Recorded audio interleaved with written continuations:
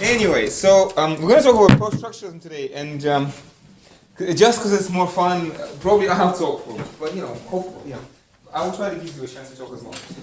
But I have a bunch of things I want to get out before discussion and questions. So one thing to say immediately is that this is a complicated topic for many reasons. First of all, because post-structuralism or postmodernism, we'll talk about this in a second, in general, itself is a complicated topic. It's a complicated philosophy, complicated intellectual, intellectual construction. But also, and that's part of the difficulty. Another part of the difficulty is that I'm not really an expert in international relations, so I will mostly talk about the post-structuralist side of the story, and international relations you'll fill in, and hopefully my brother will help me to some extent. So let's start from afar. So the term post-structuralism or postmodernism. So these are words that were mostly invented by people outside of the discipline to try to describe the philosophers and theorists we're going to talk about. So the two most important names, at least in Bailey Smith, are Foucault and Derrida, and neither of them actually called themselves either post-structuralists or postmodernists. And many people use these words as words of abuse. So we have to be careful. But again, for the purposes of this class, we are going to talk them. We are going to call them post-structuralists and postmodernists, and we're going to use these two words interchangeably, as if they mean the same thing. I suppose we could begin by maybe talking a little bit about what is the background. So So immediately, within the limits of this course, post-structuralism is going to be very similar to, can you guess? Constructivism and critical theory. So much so that it's not always easy to distinguish between the three, but we'll try. So in general, structuralism itself, the three theories, constructivism and structuralism and critical theory, post-structuralism, critical theory, they more or less come from a similar, or in certain aspects, same intellectual background. In terms of history, we have structural linguistics of Ferdinand de Saussure, and what can be broadly speaking called a structural current in sociology. So structural linguistics, and if you want, structural sociology. Structural linguistics is a well-defined thing. Again, Ferdinand de Saussure. Structural sociology is not, but within sociology you have structural approaches. Maybe you've heard about Durkheim. For the purposes of this class, definitely Marx, and also maybe Claude Lévi-Strauss, if you talked about that structural anthropology or not. But I'm going to write this on the board anyway. Structural anthropology of Claude Lévi-Strauss. And your study guide actually compares post-structuralism to Wallerstein, saying that Wallerstein is an example of a structuralist theory, and post-structuralism is kind of playing with that. So the basic idea of both structuralism and post-structuralism is that human agency is not a real thing. That in some important respect, Foucault, not your study guide, but Foucault calls this anti-humanism, and Foucault calls the view he attacks transcendental narcissism. Transcendental narcissism. This notion that individual human beings have some kind of immortal Cartesian soul within them, such that they can, make free actions, free choices. This is what Foucault calls transcendental narcissism. So, what does he propose instead of that? Again, so the structuralist approach emphasizes that human beings, if you want to really oversimplify, are products of culture. Products of culture. So, or in general, human beings are products of larger forces of maybe, let's say, cultural evolution. And so, in some important respects, so versus human agency, and human beings are determined first and foremost by, you can say, culture. The technical term would be probably the best technical term for this would be discourse, and which is vaguely synonymous with culture, although discourse has a more technical connotation. And discourse is understood linguistically. So there's a certain linguistic narrative structure that, if you want to oversimplify again, culture, which determines the way people behave. And human beings therefore have no agency. Human beings are just nodes on the way, which is immediately one reason. Let me say this up front. One reason why international relations post-structuralists are interested in popular culture. Just again, to take a very stupid example, I mean, take a very important political act like President of the United States. Well, the President of the United States has been born in a particular culture, in a particular popular culture, and this popular culture shapes his outlook, shapes his beliefs, inclinations, etc., etc. So yes, he makes certain decisions, but he makes them from a particular standpoint. So popular culture, in this sense, plays a deep role. This is, again, post-structuralists call this the politicization of the everyday. Politicization of the everyday. That everyday life has important political significance. Foucault himself would have an extreme version of this. Foucault would say, or would be inclined to say, that actually President of the United States has no agency whatsoever. He's completely at the mercy of the culture that has brought him up, and especially what is very important for Foucault is instruments of surveillance and instruments of discipline, certain a system of micro punishments and micro rewards that create political actors with particular modes of understanding themselves, or understanding the place in the world, but also with particular desires and inclinations, and again, against the liberal approach, for example, or the realist approach. Post-structuralists would say that there's no such thing as human being simply. There's no such thing as objective human interests. Humans don't know what their interests are. Again, if you think back to last year, this can be vaguely reminiscent of Hegel, at least to some of you. Again, individual consciousness as being product of Geist, which is certainly Hegel is part of the intellectual background of post-structuralism. On the one hand, but on the other hand,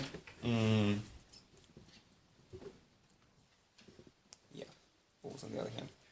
Well, anyway, so what we are talking about is again, so positive and negative freedom. This notion that human beings, in and of themselves, by themselves, do not really have any desires, aspirations, or values. It is society that tells us what to value, what to desire, what to aspire for, what is an appropriate ideal role model for life. And outside of that, there's no human being. Human being does not exist cannot exist as an individual unless these gaps are filled in by their society. So in an important respect, again, humans are products of their environment, which is linguistic, and you have this word discourse. And maybe we're talking about competing discourses that build an individual, but still, it's not the individual building themselves, but the discourse speaking through them. Again, not I speak language, but language speaks through me. And again, an extreme version of this completely reduces any kind of individual agency or individual freedom. Like again, imagine this lecture on an extreme post-structuralist view. There's absolutely no personal choice involved in me giving this lecture to you. Slip of tongue. This is supposed to be a seminar, but we all know what this is. Anyway, so again, there are specific experiences in my past which determine, with the precision of a natural science, things I'm going to say. This is the basic idea, and related to this. So immediately, let's have a beacon at the end of the tunnel, right? What are we trying to do with this whole class? What is the upshot? Again, as my brother tells me, everybody should be able to write at least one sentence about post-structuralism on the exam. What should the sentence be? Well, let me try. I'm not sure if this is the best sentence, but let me try. So language. So again, international relations theories. Discourses, they're linguistic structures, and the language that international relations theories use. So language is not a neutral medium. Language is not a neutral instrument, but language is a value-laden vehicle of power.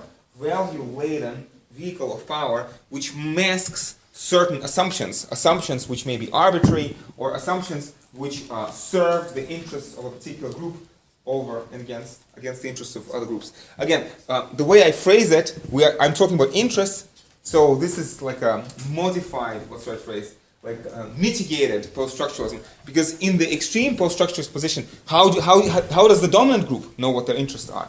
So like the extreme post-structuralist position is that this is all a language game, and there are no interests, and there is no agency. But in a mitigated sort of halfway post-structuralism, we're talking about individual pressure groups, if you want. No, I don't say individual, but particular pressure groups trying to push for their agenda. So, like for example, during the time of the Cold War or after the 9/11, the White House used a certain discourse, a certain alarmist rhetoric of us versus them. Again, questions of identity are very important, and questions of identity, and also questions of binary opposition: civilized versus barbaric, capitalist versus communist. capitalists versus anti-capitalists, communists versus anti-communists, such that the government of, let's say, George W. Bush presents its policy in Iraq as progressive, natural, inevitable, and therefore legitimate. This is very important. Progressive, natural, inevitable, and therefore legitimate. So a point of legitimation. So post-structuralists, like constructivists, do not believe in objectivity, do not believe in truth. If you want to be pedantic about this, you can go, in your head, you can go back to Immanuel Kant and his arguments as to why we can never have direct access to the real world as it really exists. What Kant calls noumena, the noumenal world, is unavailable to us. At the same time, Kant says that our perceptual apparatus is active. Our mind actively constructs the world that we see. And the structure of our mind, in an important sense, the character of our mind shapes the kind of experiences that we have. When Kant talks about this, he imagines some kind of universal conditions of experience, which would be the same for all sentient creatures of the universe. But later philosophers will talk about historically contingent, historically contingent categories of perception, certain phenomena. I don't say phenomena. Certain features of language or culture that influence the way you perceive the world. And again, ultimately, the idea being for both, starting with Kant, but also very importantly for the post-structurists, there's no such thing as brute facts. There's no such thing as brute facts. There are only descriptions, and descriptions are always from a perspective. Compare this to Robert Cox.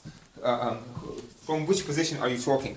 So objectivity is unavailable to us, so we only can have a description that comes from a perspective, and this description is never this description is never innocent. This description is never innocent. The description itself influences the behavior of the subjects, the behavior of the actors in the game. Again, do you describe people as terrorists, or do you describe them as freedom fighters? Do you describe something as a genocide or a tribal warfare? Do you describe something as a murder or maybe a divine retribution and punishment? And people may want to say, well, no, but there's an objective matter of fact. And Foucault will remind us that in the Middle Ages, people thought that it was an objective matter of fact that witches exist and that demons are active in the world. And people were fairly certain. Like, certitude is a very bad guide for the degree of your certitude is a very bad guide to whether your views are true or not. So people in the Middle Ages were completely certain that there was such a thing as witches, and we're completely certain that there's such a thing as coronavirus. But Foucault would say that in either case, the evidence itself is weak, in some sense equally weak, because the only thing that we can give in support, the only thing that we can offer in support of our belief in witches or in our belief in coronavirus is stories, discourse. More and more stories. And again, you can say, well, but astrophysics is a hard science, or some kind of radio microscopy, whatever. Well, Foucault's going to say, well, you look through a lens or a telescope, and what you see is blotches of color. Before these blotches of color are codified and expressed in a particular scientific paper, which is published in a scientific journal, they don't mean anything. Now, the blotches of color do not mean anything unless you interpret and signify them and write them out in a particular narrative, in a particular story. I mean, again, imagine there's a thermometer hanging outside this window, and I say, read the temperature. So many assumptions come into reading the temperature on a thermometer. One assumption is that the thermometer is working correctly. Second assumption is, for example, that my eyesight is working correctly, or that I understand Roman numerals, or let's say, Hindu numerals, Michel numerals are used, right? That I understand the centigrade scale, etc., etc. So all sorts of assumptions come into play, even in a simple act of observing a thermometer. Obviously, a thermometer is not very politically laden, although for post-structuralism everything is politically laden. But that's a more innocent example. But of course, when you talk about whether something is a murder or an accident, whether something is a genocide or a tribal warfare, whether something even is a situation or is not a situation. So you look at a particular affair. Is there a situation? Maybe there is no situation. Well, if there's a situation, how do we describe it? Is it genocide, or is it, and again, some people would say it's a genocide, some people would say, oh, there's no situation even here to talk about. There's nothing is happening. Okay, so let me try to bring this sort of closer to something specific that you can maybe write down. Again, so far, again, remind you, the sentence was that language is a value-laden vehicle of power, which is fraught with arbitrary assumptions which serve interests of a particular power group. So this is very similar to both constructivism and social theory. Sorry, and constructivism and critical theory. Apologies. So how do we separate post-structuralism from from these two other theories? Well, I'm not an expert, but as far as I understand, constructivism is less about power, like it's less critical, and also constructivism is less interested in these structural phenomena, which we're going to talk about. And as far as Bailey Smith talks about this, he says that in constructivism you actually have causal relationships. You have causal analysis, whereas in post-structuralism you have no causal analysis. So, like, to oversimplify, like, our first pass should be this. Post-structuralism is a constructivist critical theory. Post-structuralism is a constructivist critical theory. Now, what distinguishes post-structuralism from critical theory? Now, this is more interesting. So, first of all, is pessimism. Post-structuralism is deeply pessimistic. First of all, about the possibility of progress, and secondly, about the possibility of objectivity. And notice that these two are related, because if you cannot know what human interests objectively are, you cannot measure progress. And for post-structuralists, this is always a problem, this is always an issue, that any kind of ideology of liberation can simply serve as another utopian dream, totalitarian utopian dream, so basically. So any kind of liberation could turn out to be just a different form of determination, just a different form of oppression. The second difference between post-structuralism and critical theory would be that it's, or maybe it's a similarity, I'm not sure. Post-structuralists are very much interested in superstructure. They're interested in culture and, most importantly, language. And when we're going to deal with criticisms of post-structuralism, this is the standard Marxist criticism of post-structuralism, that post-structuralists do not pay any attention to material forces. They do not believe in material forces, they do not believe in objective material conditions or objective material interests, and that's a problem. From the standpoint of Marxists, because basically by pretending that everything is just a sign, Marxists would say post-structuralists stop the working class from uniting and engaging in effective class struggle. But be that as it may, that is definitely a difference, in that they're basically not interested in material base in Marxist terms at all, but only in the ideological superstructure, because in some important respect they don't believe in material base. Everything is language, ultimately, for post-structuralists. Although this has to be taken with a grain of salt. I mean, for example, if you read Michel Foucault, the way I read Michel Foucault, this difference kind of goes away, but for the purpose of your University 1 exam, this oversimplified picture is good enough. Just keep somewhere at the back of your head that this is a bit of an oversimplification. And obviously, we're talking about so many theorists who all refuse the label of post-structuralism. I mean, there's bound to be some, inaccuracies. And the third issue, which is definitely there, is this idea of intersectionality. Intersectionality. You might have heard this phrase before. So intersectionality refers to intersection of various identities. So we're talking about these binary oppositions: rich versus poor, bourgeois versus proletarians, male versus female, straight versus gay or queer or whatever. Socially acceptable versus socially unacceptable. That these kinds of dichotomies. And the idea of intersectionality is that these dichotomies, they intersect to create a group which is subordinated. So you are not just working class, but you are also barbaric, you are also indecent, you have promiscuous sexual intercourse, you spread AIDS, I don't know. So these kinds of things. Foucault is going to talk about this in terms of biopower and disciplinary action against homosexuality. Whereas critical theory mostly focuses on the issue of class, post-structuralism tends to be intersectional, looking at race, gender, ethnicity, sexuality, all those and class as well, but sort of treat them as in some important level, like equivalent. Whereas for critical theorists, no, class is far and away the most important, and unless you focus on class, you preclude any possibility of positive change. You stop yourself from being able to effect any positive change, because for especially for classical Marxists, racism, sexism, and all these other problems cannot be solved within capitalism. Because capitalism is their ultimate cause. And post-structuralists would question that. They would say this is just a story, and this story maybe is in the interest of particular people who want to use this rhetoric to say, let's not talk about these issues. Let's only talk about issues of class. But this is a hierarchy. This question. This is a value-laden question. Which questions are more important? Okay. Yeah. So let's talk next about the basic methodological foundations of post-structuralism. So post-structuralism in general, especially according to Bailey Smith, deals with, they don't use this phrase, but they refer to these two important theorists, Ernesto Laclau and Chantal Mouffe, who have coined the term discourse analysis. Discourse analysis. Now, I'm not sure you should write about this on the university oral exam, because this term, as far as I understand, doesn't actually appear in your home assignment, but this is, I think, a very clear phrase. We analyze discourse. Bailey Smith talks about how we are performing textual analysis.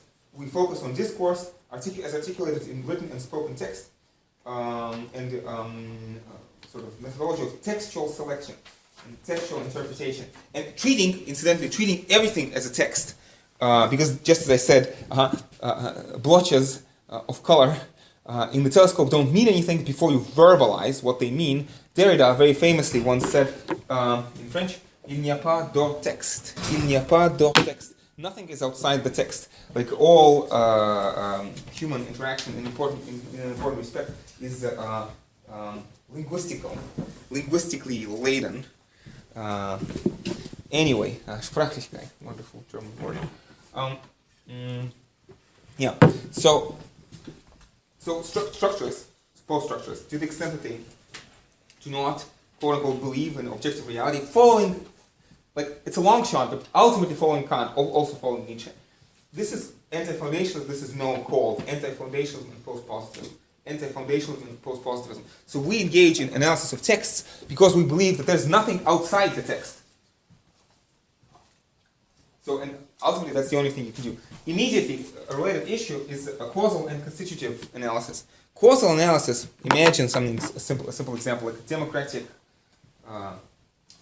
thank you. Democratic peace theory. Democratic peace theory. The notion that democratic states don't go to war with one another. And then you try to run some kind of statistical regression. Well, immediately, the post-structurists would say, well, they would say causal analysis is in an important respect for post-structurists, it's impossible. It would be nice maybe to do it, but it's impossible. Because before you can engage in causal analysis, you need to explain what you mean by these words. Democracy, peace. What counts as democracy?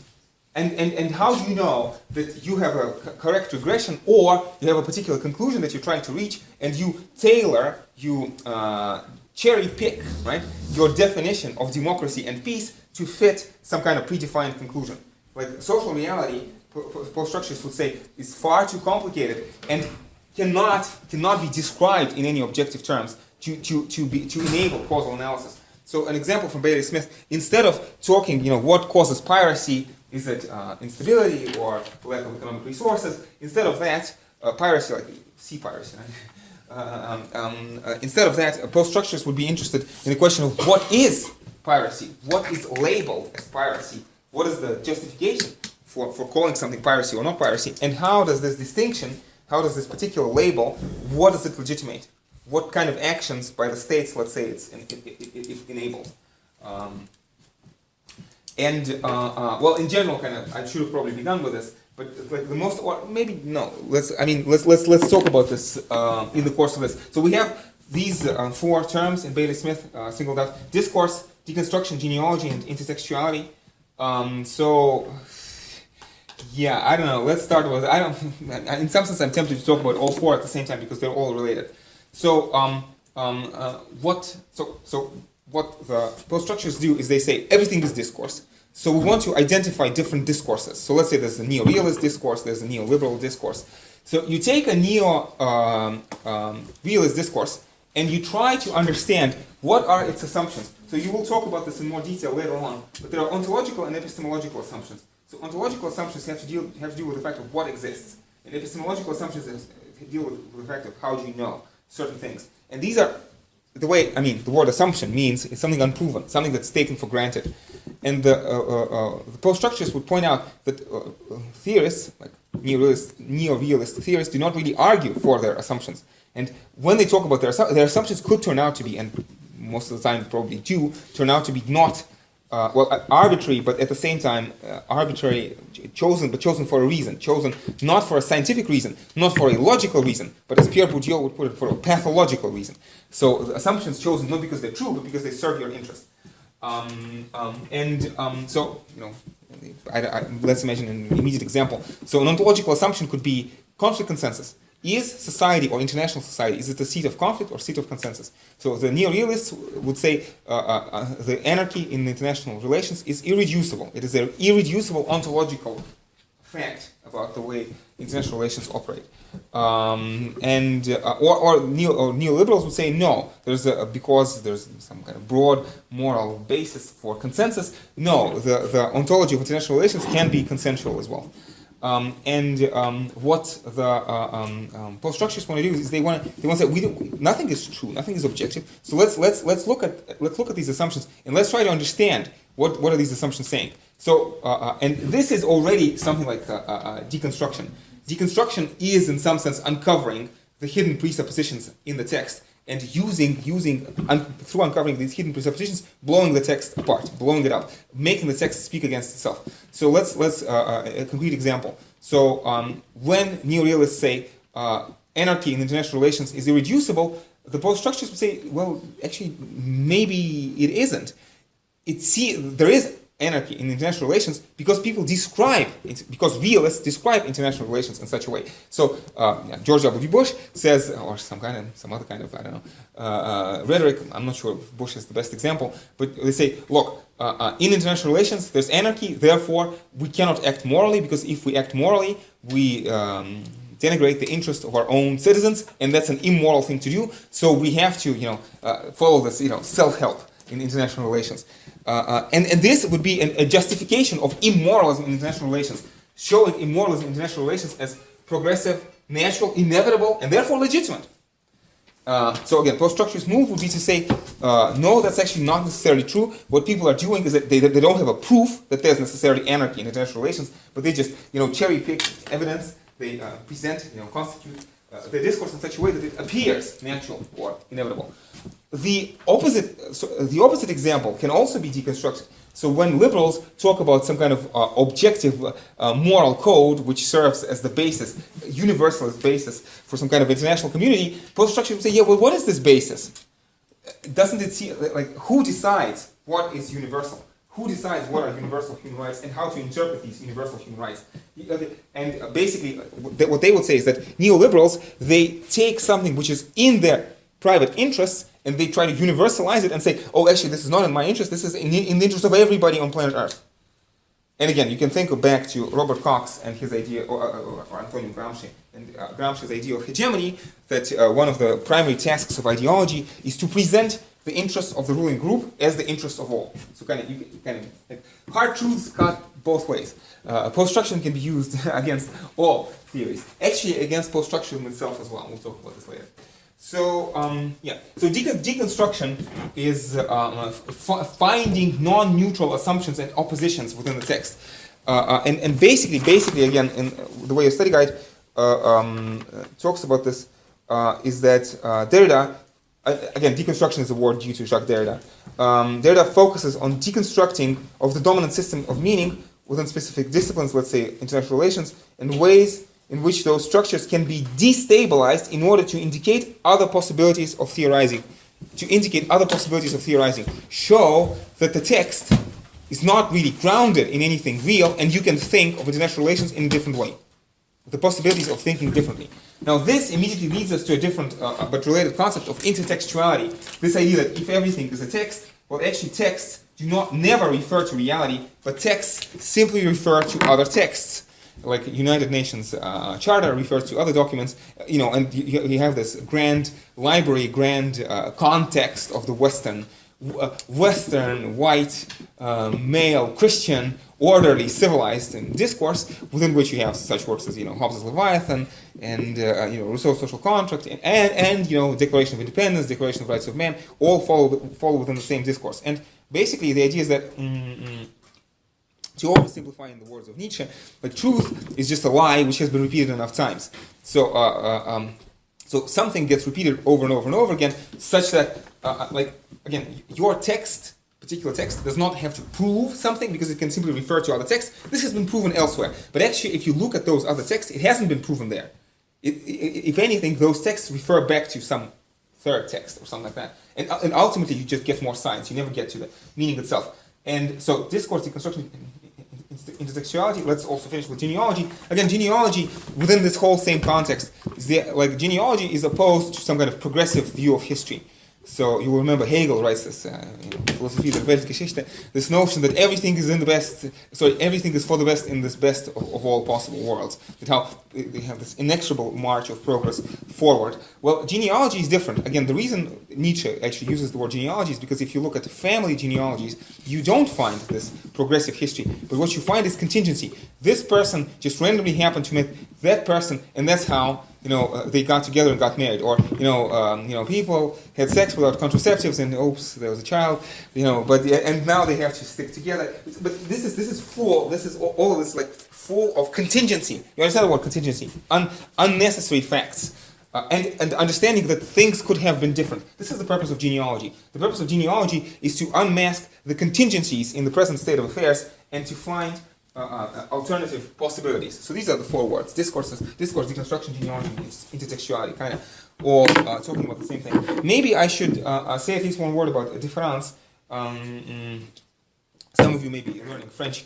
This is not a misspelling. This is exactly how Derrida uses it. And difference is a conflation of two words: difference and deferral. Difference and deferral. The idea, and then again, the idea is simple and kind of a little bit, to some extent goes back to Kant in a certain fashion. The idea is that if you try to explain the meaning of the word, the only thing you can do is give more words. And in this action of giving more words, you see both difference and deferral. Because if you look up the definition of the word marker in a dictionary, you'll just get more words. And this means that ultimately, if you read through the whole dictionary, there's nothing in the meaning of the marker except the difference between a marker and everything else. So the marker is simply not a table, not a chair, not a horse, not a chicken. That's the only thing that the word marker means. Now, philosophers would say, Descartes would say, no. In addition to that, there's also meaning in my head. But lamentably, or fortunately, I can't really split open your head and see the meaning. So what we have to deal with in language is only signs. So as an explanation of a sign, I can only give more signs. This is the difference part. The meaning of a sign is simply fixed by a difference from all other signs, as it's placed within the general structure. And this is straight out of Ferdinand de Saussure, a brilliant Swiss linguist. And deferral kind of refers to a similar thing. This notion that what I say right now is actually intelligible in an important sense only because of potentiality of me to clarify this meaning. If any particular sentence I say, if you stop me and say, Alex, well, please explain what you mean by this, I'll give you more words, and those words will seem to be meaningful because every word hopefully can be explained. Again, and it is a similar thought. These are like two sides of the same coin in an important respect. But deferral refers to the fact that the ultimate meaning of the word is always postponed. In the sense of, again, imagine a nagging child asking me, what's a marker? I say, marker is something to write on the whiteboard. Yeah, what is a whiteboard? I say, well, a whiteboard is something I use in the university. What's the university? University has to do with education. What is education? And you keep asking this phrase, and obviously this never stops. So there's a certain circularity. And this is kind of, why am I talking about this? Because this is one way of getting rid of the concept of objectivity, because you never get to the truth itself. You never get to reality itself. You only get more words. And at the same time, this is also like an understanding of this difference is a problem with meaning in the core of every text, and every text using this methodology, if you want, can be blown up and deconstructed one way or another.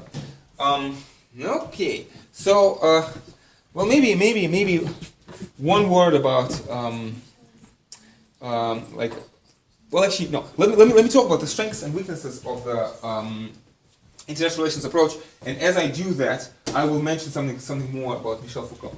So, yeah, the first thing that I want to talk about, well, actually, this is from BLD. So BLD lists three related, they're all kind of part of the same thing, three related issues which they consider to be strengths of post-structuralism. The first is that post-structuralism provides a genealogy of power in international relations.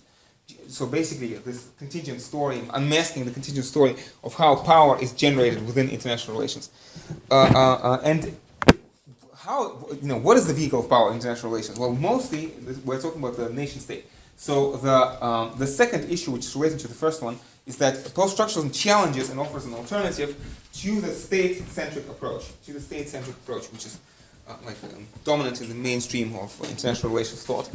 And the third, also again related to this, is that by challenging the state centricity, post-structuralism offers an alternative, a positive project on the level of non-state actors. So in some importance, although we have to say, even though it's a positive project, remember, post-structuralism is fairly pessimistic about what can be done in terms of this positive project. Some of you might have seen a dialogue between Michel Foucault and Noam Chomsky. It's available on YouTube. It's a fascinating, very amusing interchange in which you can see this pessimism of post-structuralism on display. But positive project on the level of non-state actors. So we want to open up the black box of the nation state, and we want to maybe thematize the relationship between the state and people who dwell within its territory. Subjects, citizens, or maybe resident aliens. And immediately, with respect to this, Foucault has something interesting to say. So again, so when we talk about power, well, actually, let me rephrase these three. Let me rephrase these three main sort of strengths or selling points of post-structural theory. So the first strength is that post-structuralism offers a genealogy, this way of looking at history as contingent and as history as alternative possibility being open to us. The second one is this strong issue with causal and constitutive theories, this criticism of causal theories. So I'm not sure where to write this here. So the first would be a question of genealogy. The second is question of criticism of causal theories. And the third one has to do with power, which is again post-structuralist understanding of power, mostly due to Michel Foucault, which is broadly, in some broad outlines, similar to the Marxist understanding of power, although different also, and to Gramscian notion of hegemony. Again, this notion that power is not necessarily repressive, but power is productive. Power produces individuals. Again, this modes of subjectification, modes of subjectivities or subject positions, as they're called in Bailey-Smith. So that again, we talked about this, that individuals do not exist in and of themselves as something like ontologically real, but individuals are constructed by society, if you want. So power is productive. Power creates particular people with particular values, particular aspirations, particular understanding of what is their interest, of what is their happiness. And therefore, power, in this sense, by producing individuals, also produces individuals who will consent to the existing structure in society. And society is impossible if you had to place an armed guard beside every individual. Again, power is so much more efficient if it elicits consent from particular individuals. And again, earlier theorists like Karl Marx would tend to think of this consent as a lie. And for post-structurists, especially in this extreme view of post-structure, this is not really a lie, because everything, in some sense, is a lie. Everything is a product of discourse. I talked about this. On the extreme view, there is no agency at all, and we're all just products of this anonymous system. But on like a mitigated form of post-structuralism, we'll talk about, no, actually there are pressure groups that have particular interests. So anyway, so biopower. Biopower is a particular example of how power is deployed, especially in the 20th century. So biopower is a term coined by Foucault. He says that biopower more or less goes back to the 19th century. And he says biopower is a version of governmentality, so a certain mentality of the government. Again, a certain discourse which structures the way that the government views society, and also society views the government. Again, this idea that the government takes care of society as a population. So you take care of the population the same way you would take care of a forest. This is why it's called biopower. So if you imagine taking care of a forest, and you have certain biological procedures, right? You make sure that there's enough fertilizer. You make sure that there are no parasites. There are no forest fires. You take care of the forest. Why do you take care of the forest, by the way? So that it grows tall and strong. You can cut it down and sell it as lumber. So ultimately, yeah, we are talking maybe about efficiency for efficiency's sake, especially in Foucault. When he talks about biopower, not because we care about the individuals, but because we want them to be productive. And do the individuals necessarily become happy? Again, this notion that war in Iraq is good for the United States, is good for the individuals in the United States. For post-structurists, this is an ideology. This is a discourse. This is a story. The individuals are created in a certain way that they understand what is their happiness and what is their good. And it doesn't have any bearing on the objective reality of the situation. So biopower, again, in this analogy of the forest, refers to issues of vaccination, public health, police, crime prevention, issues of firefighting, etc., etc. So what Foucault himself refers to as Polizeiwissenschaft, the science of the city, the science of how to organize a city, science of the polis. Again, why is this important? Because this exemplifies and helps us thematize international relations on the level of non-state actors. For example, thematize how within the structure of international relations, an example which is given by Bailey Smith, how AIDS epidemic was controlled, especially this notion of construing homosexuals as delinquents, as morally degenerate, as sexually promiscuous, and therefore spreading a dangerous disease who have to be controlled. Again, and this is obviously an international relations phenomenon, global AIDS epidemic. But then you have this interesting interplay, and you see the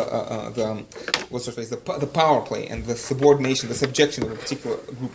Another example, which is actually not from Bailey Smith, but I think an example which comes to my mind is, again, you talk about, I don't know, democratic peace theory. You talk about aggression, external aggression. Yeah, but how about prison population? United States of America has the largest prison population in the whole world, and a very significant proportion of people who are in prison in the United States are probably there for victimless crimes, which should. I'm not sure from which perspective, but the consensus should probably be legalized, like marijuana or abuses that have to do with drugs, which are more or less victimless crimes. And the point is that these people are in prisons because as prisoners they can work for below minimum wage pay, and maybe they are there not because they're delinquents, but because society, or this discourse, this biopower, creates people and it forces them into these positions, creates them as delinquents. It's not agency. It's not we're talking about the anti-humanist perspective in the sense that it's not their fault, whatever you mean by this fault, but the social system is such that it produces individuals as delinquents and then sends them off to prison and works them in these factories or whatnot. Probably more to be said about this, but maybe that's enough for now. So these would be the three plus sides or selling points of post-structuralism. Now, if we talk about criticism of post-structuralism, this is from BLD, this is from Bailey Smith. So the first criticism is that many people find post-structuralist rhetoric completely incomprehensible, and the suspicion is that behind the incomprehensible language you have something either completely meaningless or trivial. And actually there's a horrible example in one of your further recommended readings from a textbook by George, because this textbook is their chapter on post-structuralism very clearly what it does, the chapter itself is bad. It smuggles very banal neoliberal agenda masquerading as this some kind of radical liberating project of post-structuralism, but actually what they say is trivial neoliberal platitudes. Or maybe some people will say maybe post-structuralism is just meaningless. It's one possibility. The second criticism, which I've already kind of talked about, is this Marxist criticism of post-structuralism. Friedrich Jameson, one of the most important Marxists who's hopefully still alive today, talks about postmodernism as a cultural logic of late capitalism. So this notion that by saying, everything is a text, we have never access to material conditions, objective material conditions, what postmodernism does is it precludes, stops, blocks any kind of effective actions on the part of the working class. If everything is text, if everything is oppressive, every text can be deconstructed, why then would you engage in any kind of transformative process? So this would be the Marxist criticism. Again, that by focusing too much on language, post-structuralism forgets about objective material conditions. And actually, in doing so, post-structuralism becomes nihilistic and conservative. And Ian actually talked about this a little bit in the lecture, or at least it's in his slides, how certain post-structural theorists tend towards this conservative position. Criticism number 3, and this is for some theorists this is a serious criticism. Unless theory makes causal claims, it's not a theory.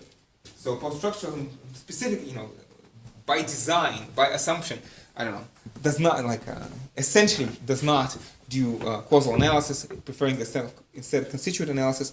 So on this reading, this would be a weakness because they're not really saying anything at all because there's no causality. You cannot really assess a theory of its success or failure. And problem number 4, which is similar to problem number 2, which is material conditions. Again, this notion that if language is a value-laden vehicle of power, masking certain partisan interests, then all kind of language, like all discourses like that. What about post-structuralist discourse? Is it also a vehicle of power, masking some kind of discourse? So this is the problem with self-referentiality, the potential self-referential nature of post-structuralist discourse. Because if it is just another discourse, just another story, then what do we do with this? And I think as one of the exam comments talks about this, this may lead to not extreme, empty nihilism and ultimately conservatism, just simply conservation of the status quo, because everything is equally unclear, everything is equally oppression, everything is equally power, those kinds of things. And I'm not sure if I should try to respond to these objections, because I believe that in certain cases, because post-structuralists, it's a dime a dozen, so many people call themselves post-structuralists these days, and I'm fairly certain that these criticisms apply very legitimately in certain cases. In other cases, they, I think, really don't.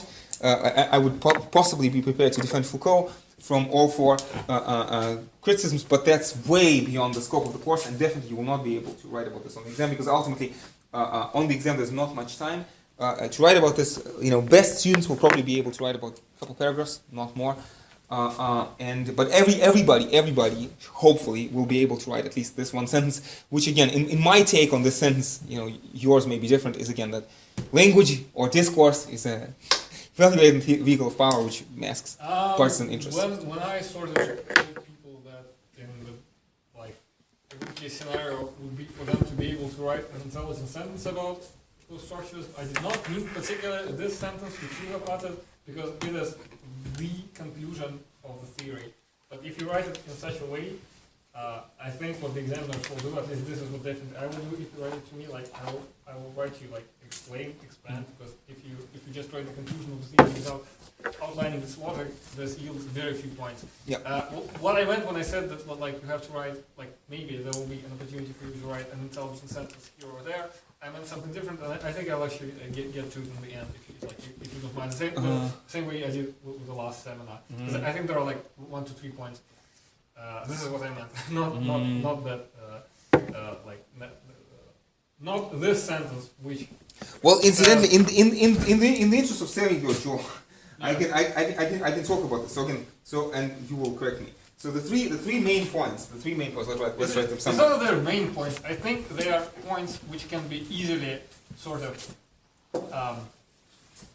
mentioned by you on the exam. So if post-structuralism gives you a headache, this stuff will not give you a headache, and you will be able to write about it. Yeah.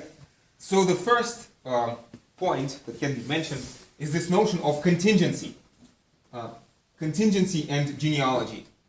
That specifically having to do with state. Specifically having to do with states. That the state-centric approach, whenever you write about some other theory, let's say neorealism or neoliberalism, and you talk about the state-centered approach, you can come in and say, well, but actually post-structuralists criticize this because, they would say that the fact that we are state-centered is not a necessary, natural and inevitable and therefore legitimate fact, but it's just a consequence of a kind of world order that emerged from the time of the Treaty of Westphalia, which is again radically contingent, and you can have maybe some kind of a different world, different approach. Again, this positive project on the level of non-state actors. This is pretty much exactly the same what we talked about 1 week ago with critical theorists. They too mention the whole central point is that state centricity is an assumption, as Robert Koch says, theories for someone and for some purpose. So for someone and for some purpose, state centricity works well. Critical theorists said. Post-structuralists said, well, basically the same thing. Justification is a bit tricky. If you're able to write it, good for you. If not, it's fine if you just mention it. I think it's already something. Yeah. Okay. So the second one is whenever you talk about a causal theory, let's imagine you're writing on the exam about democratic peace theory. Yeah, DPT. DPT, sorry. Democratic peace theory. You can mention, but post-structuralists would question this because they would say, what counts as democracy? What counts as peace? Hopefully you understand. So you very oftentimes, for example, the question about like cycles in repetition, question number 5, and about a stable balance of power. A lot of you mentioned democratic peace theory. Wonderful. I'm very happy that you know it. So maybe those of you who are sort of more brave, try to criticize DPT with post-structuralism. You can write two sentences about it, and I think it will be sort of enough. Just one sentence about like language, the post-structuralist, among other things, put a lot of emphasis on language, and from this follows that what we mean by democracy and what we mean by peace is arbitrary, and this is already quite good. Mm-hmm. And if you can elaborate on it further, good for you. Again, good for you. And the third issue is this question of power, because on the University of London, one of the potential questions is how is power best understood in international relations? How is power best understood in international relations? And you can talk about this basically productive understanding of power. So power as productive of individuals, power as, again, let's start with this. Power as anonymous, power as producing certain kinds of individuals with particular values, beliefs, desires, aspirations, goals, understanding of what is good, what is happy, what is moral, and subjectification. Yeah, there's this mode of subjectification, creating subject. Again, subject is a good word to use. Again, Bailey Smith calls it subject position. Different subjectivities, different subject positions. Mm-hmm. A state is a subject. A statesman is a subject. So for a Muslim terrorist is a subject. Yeah, or like people don't exist brutal, like as a brute fact. Nobody really is a policeman. Somebody's a policeman if we describe them as a policeman. Like, and these descriptions are value laden. Maybe this is a different point. Anyway. So subject basically means more or less the exact same thing as agent. So you have the structure agency question. You absolutely love it. Power produces agents. According to postmodernists, they are structuralists. Well, they are post-structuralists, but they, of course, use a lot of stuff from structuralism. They look at how agents or subjects are produced by power through a process called subjectification. Thank you. I just can't pronounce it with my joke words. So maybe mention. And manufacturing subjects which will consent. Yeah. Producing subjects that will consent to the. Yeah, maybe like it's because this 1, 2, 3 is just me coming up with it like two classes ago. Maybe point number 4, like post-structuralist, if you mention structure agency debate, sort of a tangential, like point 3 point. No, structure agency debate. I think yeah. Yeah, it's in here as well. So you can say that like the question, the University of London question from like 2016. How is power best understood in international relations? So you wanted to write about post-structurals in the exam comments. Maybe you will want to write about Foucault, but also if you talk about structure agency. Yeah, and to talk about structuralism and post-structuralism, Ian had a slide in his lecture to the effect that post-structuralism is not anti-structuralism, but post-structuralism, if you want, is a form of structuralism. Yes. Like it has more in common. And so structuralism, the idea, and again, so an example from your study guide of a structuralist theory, actually, they talk about this in this chapter, is Wallerstein's world system theory. The idea being that, again, agents play no role. There are structural forces which, force individuals into particular trajectories, if you want. And structuralism would imagine that this structure, this system, is fairly stable, fairly orderly, fairly predictable. It changes, but it changes according to fixed rules. Again, you can think of classical Marxism, this primitive communism, feudalism, capitalism, communism, this kind of schema, which seems to be deterministic. And what post-structures do is, if you want, they apply the genealogical method to it. They still believe that structures cause people to behave, but they see much less order and much more contingency. So it's like structuralism plus contingency is post-structuralism. This is a gross oversimplification, but basically, yes. Like, there is no single unified progressive story, but there's a myriad of coincidences, random chance occurrences, just random fluctuations, arbitrary things that go on to build, again, what Foucault calls the history of the present, yeah, the contingent history of the present. I guess one way to put it would be that when we talk about Constructuralism as in structure agency debate, we say that structure, according to its logic, conditions the behavior of agents. In post-structuralist, would it be fair to say that structure of society, broadly speaking, does not have any real overriding logic, but it just happens sort of accidentally, contingently? Probably that's too far.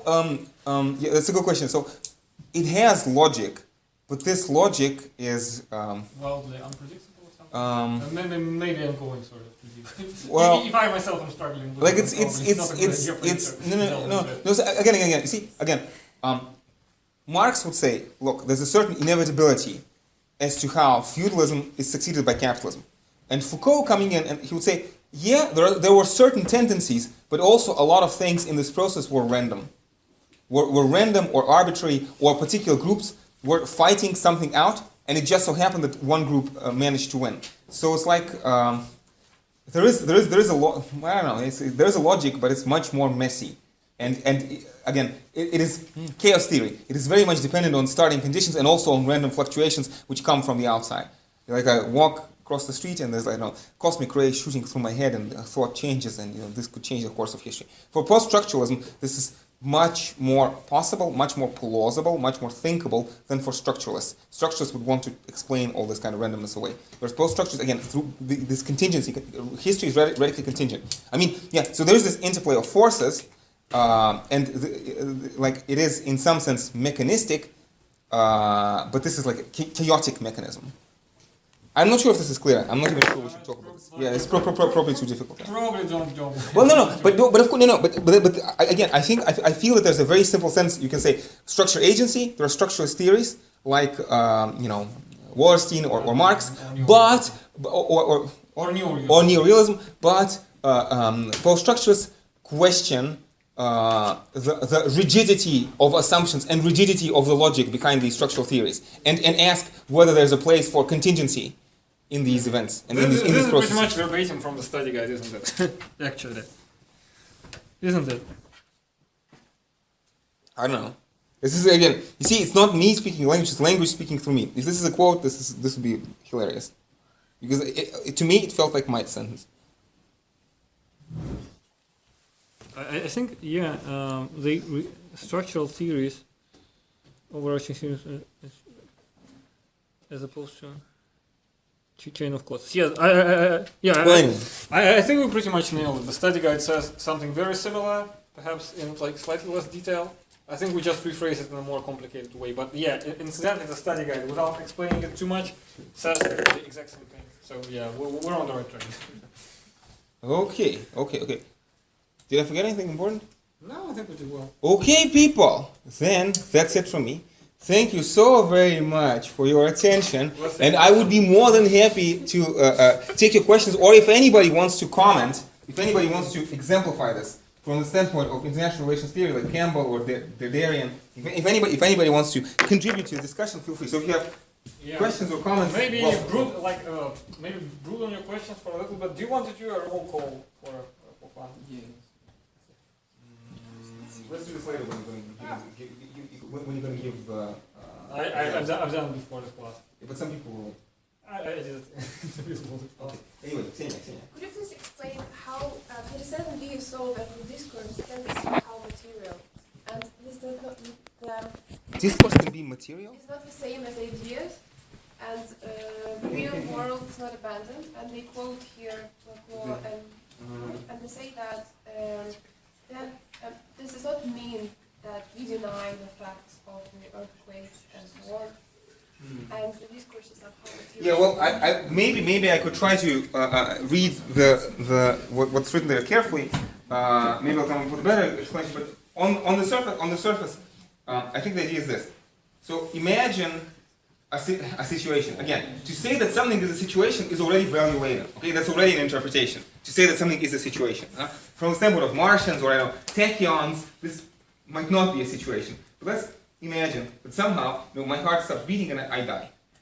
Not everybody would agree that this is a situation, but let's imagine for the sake of the argument. Now, what has happened? Was this an accident? Was this a murder? Was this righteous vengeance? Was this divine retribution?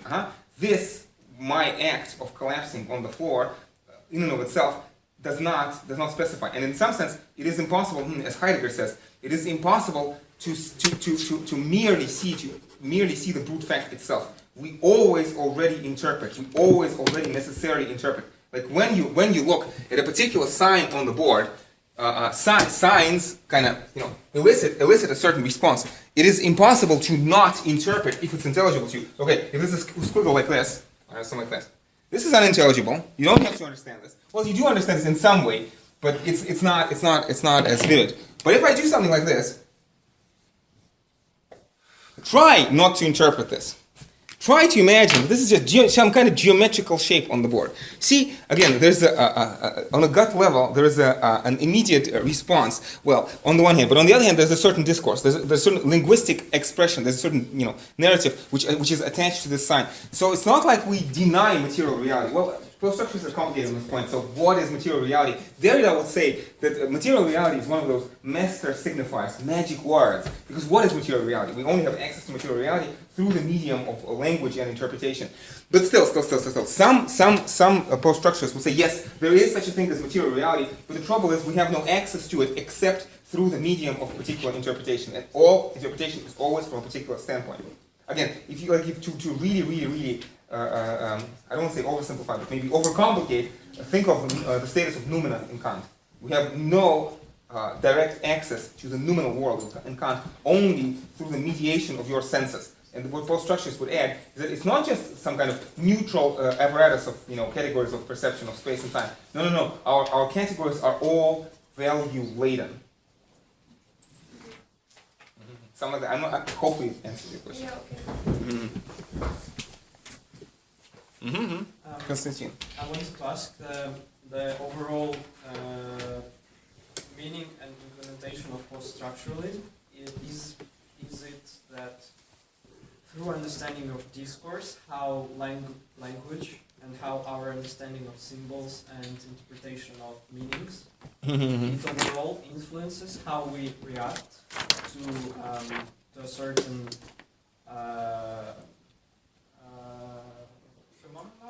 phenomena happening, and therefore, in order to most correctly, truthfully address the happening, we should first of all distill our language, our interpretations from cultural influence in order to achieve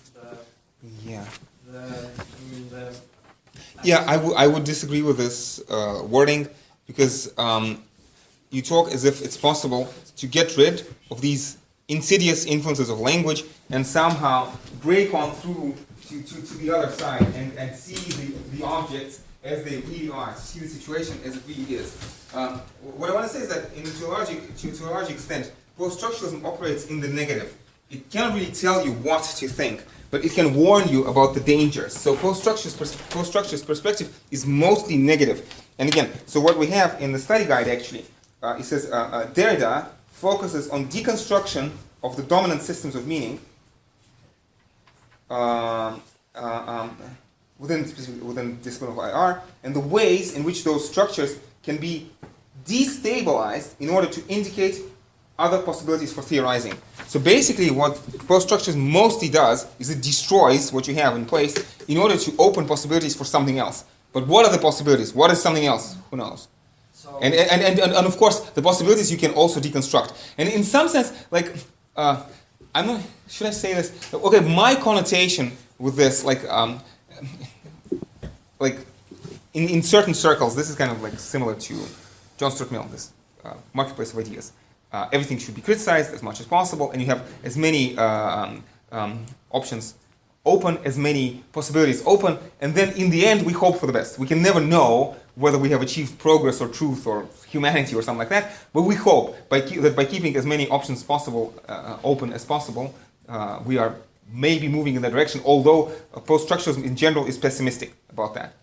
I mean, this was actually Foucault's outlook. It says he unmasks and criticizes exercise of power, and then what do people do with this? Well, let's hope for the best, but there's no guarantee that people will use this knowledge for the better. But what he does is he's trying to destroy the mistakes. So basically, its goal is not to find an absolute truth, but rather suggest that there might be several. Poststructuralism is very suspicious of the term absolute truth. They feel that we don't have access to absolute truth. There's no such thing as objective reality. And when somebody claims that they have absolute truth, it's just a power play. It's just a power. So they force interpretation to an extent. Yeah. Yeah, so a wonderful example, I think, from Bailey Smith is the one thing that George W. Bush and Osama bin Laden had in common is that both of them were completely sure that they are morally right.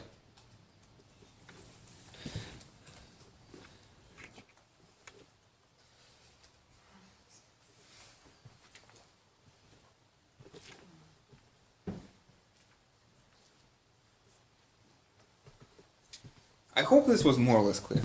I don't know.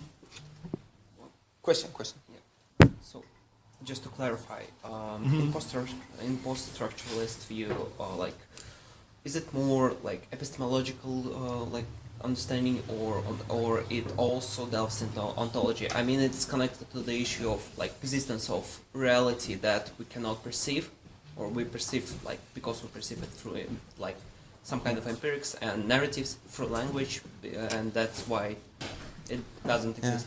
So I would say that firstly, again, post-structuralists are interested in both ontology and epistemology when they criticize other theories. They want to look at their ontological and epistemological assumptions and show that they have assumptions.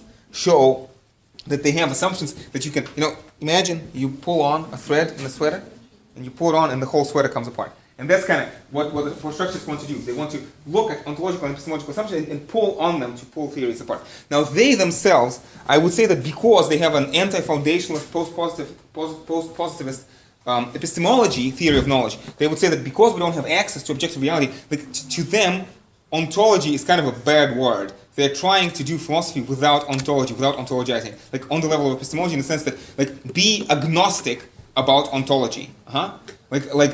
Try to not make, as much as possible, try to not make ontological assumptions about reality. Or if you make ontological assumptions, I mean, one of my teachers used to say that post-structuralist ontology is like in Plato's dialogue Parmenides, the attempt to think many without the one. Attempt to think many without the one. So maximally pluralist ontology. Without any, a reality which is at bottom in constant flux, like Heraclitean, constant flux, constant change, with no definite core. Although, again, I'm sure that, strictly speaking, if you are an anti-foundationalist from a standpoint of epistemology, you shouldn't say that, because how do you know that reality is flux? So in essence, it's so it's either unknowable or flux. So it's meaningless to talk about ontology in case. Yeah, well, they would prefer to not ontologize anything, or even if they have to use ontological categories, like, for example, again, Foucault will talk about, again, so these post the project on the level of non-state actors. So let's talk about maybe delinquents, or people who are labeled as dangerous, or people who are labeled as mad, or people who are labeled as, I don't know, sexually inappropriate. But do not ontologize them. Don't say that, oh, these are delinquents. But try to work with them without reifying, without ontologizing their position, but seeing their position as a result of some contingent constellation of factors. Contingent constellation of factors. Like, nobody is mad in and of themselves, but this particular physical body is labeled as mad in this particular epoch, but without making ontological commitments. Try to do theory without making ontological commitments. This is actually a very good question. Also, talking about like offers positive project on the level of state authority or alternative or negative, etc., etc. How do you decide that it's like positive or negative?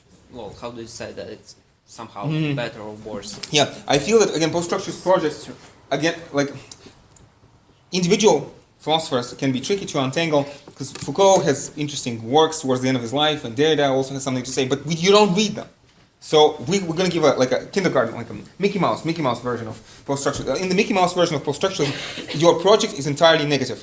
So when somebody is lying, like when George W. Bush said that we are good American Christians, and you, North Korea, you are the axis of evil. You, as a good deconstructionist, you come in and you deconstruct that. You say, oh, but that statement is contingent upon all sorts of assumptions which cannot be justified. That's what you do. But there is no positive project. So the only thing you can do within this Mickey Mouse version of post-structuralism is criticize, and that's why some people accuse post-structuralism of nihilism. Because if the only thing you do is criticize, where does the positive thing come from? Why it's negative? I mean, like when you suggest that it's negative, it means again you can use it for language. Is it more like deconstructive? I think. Yeah. Well, when I say negative, yeah, I mean deconstructive. Yeah. I mean, that's better term in this way because well, when you say negative, pessimistic, it's a bit like the opposite of well, yeah. When I say, I don't know. Again, you have this positive project on the level of non-state actors, but it's not like post-structuralism itself can propose the project. It can clear the ground for other people to propose this project. But if you are a good deconstructionist, you go and deconstruct this as well. Okay. So like it's a. Think about this. We were all once at school, and many of us dreamt of this wonderful substance, the universal acid. So you acquire this, and you drop it on the floor, and it burns. It burns through the floor, below the ground, and it keeps burning until the center of the universe. So Mickey Mouse version of deconstruction is like that. It's universal acid. It will destroy anything it comes into contact with, maybe even itself, which is possibly one criticism. Again, when you look at positive projects of Foucault, he has a positive project, but it's not deconstructionist. It is, I don't know, quasi-Marxist or something else. Because ultimately because if you want a positive project, you have to talk about some measure of objectivity. You have to, even if you say we can never know what people's objective interests are, you have to at least presuppose that they exist and you are trying your best to understand what they are. Like, okay, it's complicated, it's debatable, but at least we try. Like in Rousseau, we can never know 100% what the general will is, but we try our best to reach it. And like the general will is like this ideal construction of like the good thing, the right thing to do. But you at least presuppose that it exists, keeping in mind that human beings are fallible. And deconstruction, and post-structuralism in general, cannot commit itself to this view.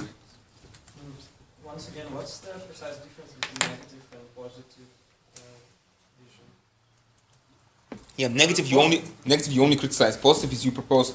So Negative is like you say what not to do, positive you say what to do. So post-structuralism. Yeah, but you got to be careful because you're not even saying what not to do. A good deconstructionist can say, look, George W. Bush is providing this narrative which is self-unraveling. But if you say, therefore, we should not invade Iraq, that's a positive project, Yeah. and you're not. And as a post-structuralist, you're not allowed to say that. Fair enough, I did not mean that. So post-structuralism just says that until a certain point, you should not do such things. You should not consider such evaluation as only viable.